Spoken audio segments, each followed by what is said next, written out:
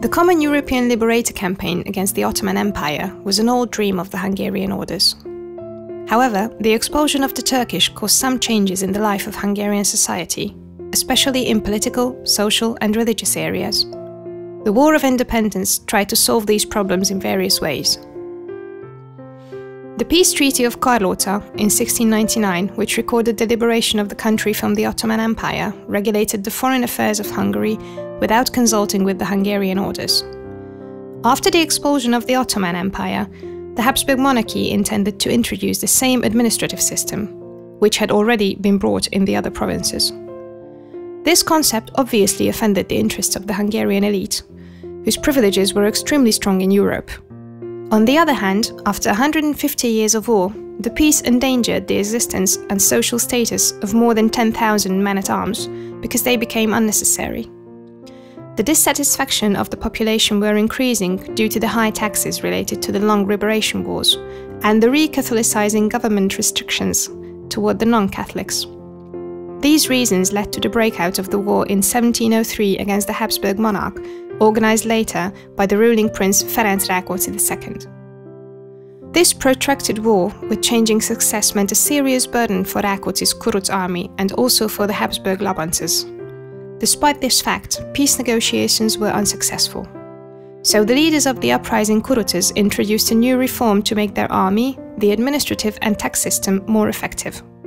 On the other hand, the people were still unsatisfied due to the high taxes, the extension of copper coins, restriction of trade and the military service of serfdom.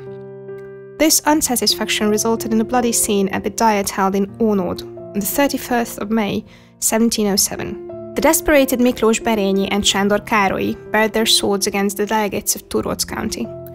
Rákóczi died and the wounded Okolicsányi was sentenced to death. The opposition county was fined and more noblemen of Turóc were jailed. The seal of the county was destroyed and its flag was torn apart. After these events, the delegates debated and accepted the articles about economic and military reforms. After the proposal of Rákóczi on the 13th of June 1707, even Miklós Berényi supported the dethronement of the Habsburg dynasty.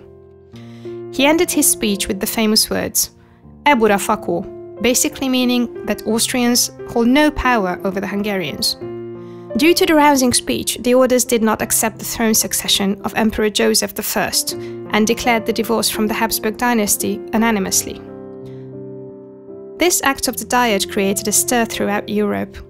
Its quick spreading was generated by the contemporary media device, the leaflet.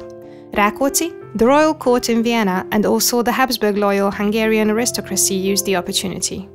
The printed leaflet with the original signature of Joseph I, which annulled the dethronement, contains the thesis of Palatin Pál Esterházy, who was one of the most important Hungarian politicians of his time. The last page of the leaflet contains the names of those who allied with the Habsburg Empire. This clearly demonstrates that the country only partially joined Rákóczi. The major part of the Hungarian elite was loyal to the Habsburg dynasty.